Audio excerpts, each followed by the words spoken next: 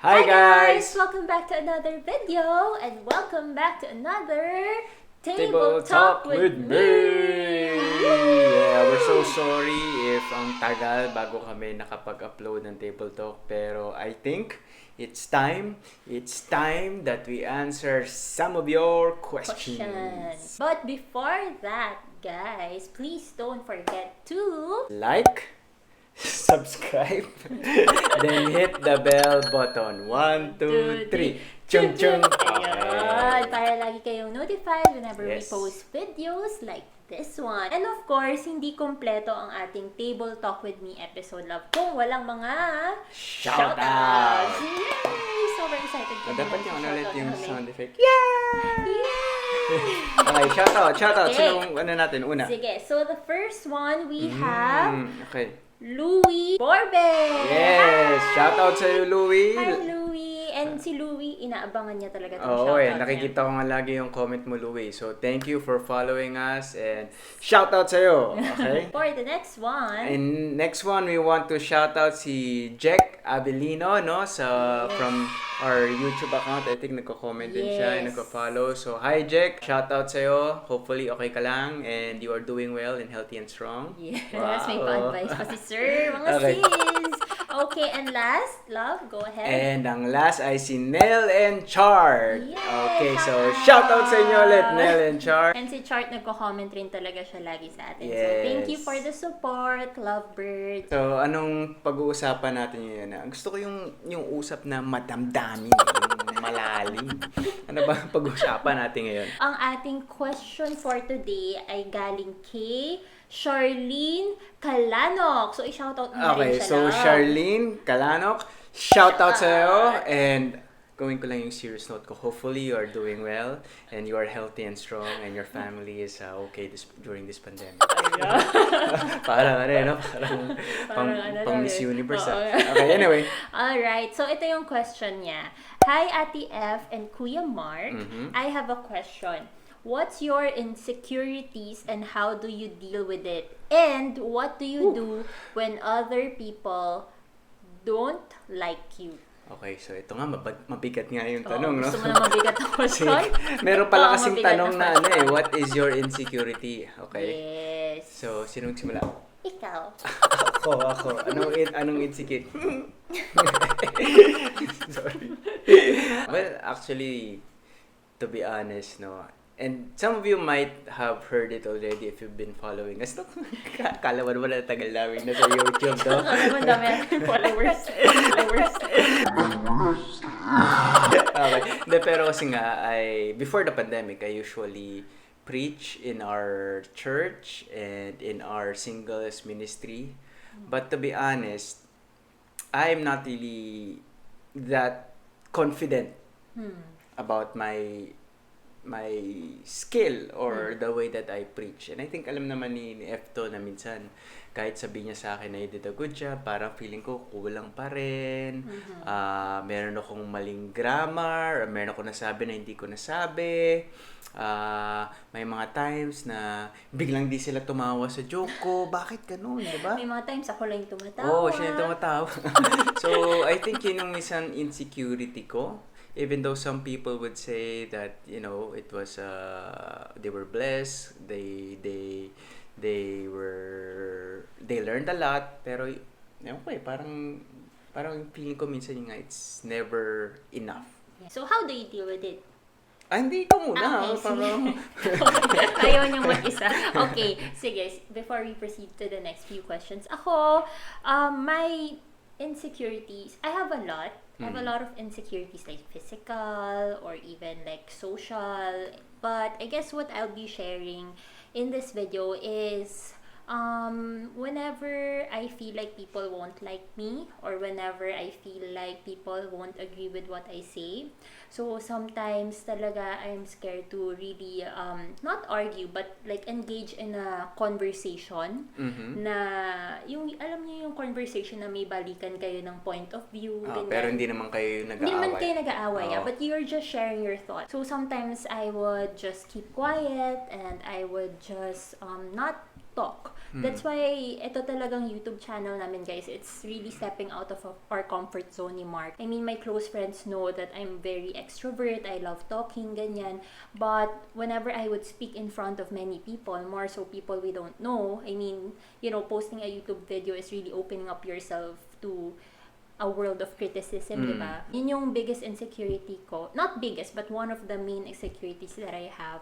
It's when people won't agree with what I say or won't like me for who I am. Kasi, di ba, parang we are beings nga that we, in a way, really want to be loved, want to get people's approval. Want to be accepted. Oo, and I'm not saying na dapat ganun nga. No, but that's something that we all fall into. But we indeed need to really be secure in who we are. Yeah. So now, let's move on to the next question. Ano yung next question? Diba? How do you deal with it? Okay, so how do you deal with it? Ako na naman. Yung ganun talaga, guys. Anyway. Sometimes kasi natututo ako sa kanya habang nagsispeak. How do I deal with it? Well, in terms of my context, in your terms insecurity na about well, teaching. it's really just focusing on God lang. Sabi nga nila, parang having an audience of one. So whenever I would stand in front of people, maraming times na nagkakamali ako. I think may time na hindi ito makakalimutan na nawalan ako ng boses. Yes. And then napansin na lahat yung parang naging chipmunk na yung boses ko. Siyempre, it's an, in a way, an embarrassing situation, but dire-diretso pa rin ako. And ang focus ko lang is just to deliver what God has, placed in my heart to share as His message. So it's really just focusing na I do this for the Lord. So as long as I'm faithful with sharing kung ano talaga yung nasa word niya, and as long as I try to do my best, kahit na of course may mga mistakes kasi no one's perfect, yun, I'm hoping that with that, God is pleased, no? So, audience of one lang. Focus na talaga kay Lord and try to please Him lang in every way. In every way. Ay ko daw nababangga yung namin, yung camera, yung tripod ng camera. So, sorry guys kung kumano. So, yun yung moment na yun, guys. Pag may mga ganong moment, ayun yung more. Okay lang yan. We're just being real here. Okay. Alright. Wow. Yes. Being real. We're real, guys. So, yun yung sa'yo. That's how you deal with it. Shifting your focus to God. Yeah, audience of one. Yeah. Yung sa akin siguro, and more of, since yung insecurity ko is more of how people perceive me. Maybe I can answer the other question of Charlene, which is what do you do when people don't like you? Yeah. Parang ganun. It's also the same, na parang I really shift my focus on the Lord, on who He is as my creator, and how precious I am in His sight as His creation. I think my mindset is, I may be living in this world with these people, but I am ultimately not living for them. I am living for the Lord, and I am but His messenger, His steward, and my goal lang is how I can serve these people, whether they like me or they don't. Always the outcome naman, it depends on the Lord. Si Lord naman talaga yung merong power, and by His grace lang can transform the hearts of the people. I guess ito yung natututunan ko over the years, na I should really not please people, but I really should please the Lord, because at the end of the day, I am living for Him. He will be the ultimate judge if I did well with the things that He has asked me to do. And siya rin talaga yung magiging judge ko if I did something na may be pleasing to the world but may not be pleasing to Him. Actually, maganda yung shinare mo, no? Proud lang ako sa kanya. Hindi, kasi kung iisipin mo nga, if you really feel insecure, yung focus mo is normally nasa nasa iyo.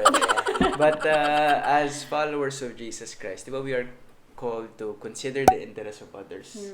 So, to really battle that insecurity, it is really learning to focus on others rather than on you. If there are people nga who does not like you, so that would also mean na you also have to think na baka meron akong nagawa na hindi nila nga nagustuhan. But it's not to be hard on yourself, no?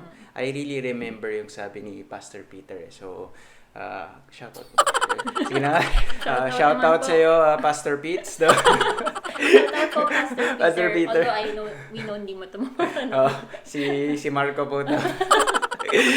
Okay, yung sinabi ni Pastor Peter na nothing to prove but a lot to improve. Yeah. Diba? Kasi if you're really secured in how God looks at you, that He unconditionally loves you, then ang focus mo is just how to serve others na lang. Yeah. Hindi ikaw, no? So, yun guys. So, if you're someone who feels yun nga, insecure about how you look, about other people's achievements, just remember who you are in Christ, how God sees you, that you are fearfully and wonderfully made. Have that audience of one, you know, have that desire not to focus on yourself, but on others. And don't worry, kasi to be honest, I think di lang naman ikaw yung nakaka-experience ng ganyan. Everyone has been insecure of something sa buhay nila, sa parte ng katawan nila. But it's really just learning to shift that focus from yourself to God, and then how to serve others. Yeah. Hopefully, guys, na-encourage kayo. And if you're, again, going through something like this, or if you're not, but you know someone who is going through insecurities in life, you know, especially with what's happening in the world right now, diba? We're all too focused on social media. Yeah, We look at the lives of others and we tend to compare. We hope na na-encourage kayo ng mga sinabi namin ni Marc. If you have any comments with regard to whatever we said, feel free to comment down below. Diba? We would love to hear from you. And again, katulad nga na sinabi ng asawa ko, we hope that you guys were encouraged. Yes. And share to us then how you deal with your own Yes, insecurities. oo, Diba? tama. Kasi we might learn from one another. So, that's it! Okay, so I hope you Last like one. this table talk, no? We missed you guys. And don't forget to Like, subscribe and hit the bell button. Thank you so much, guys, for watching. And we will Yes. see you in our next Next one. Okay, bye-bye.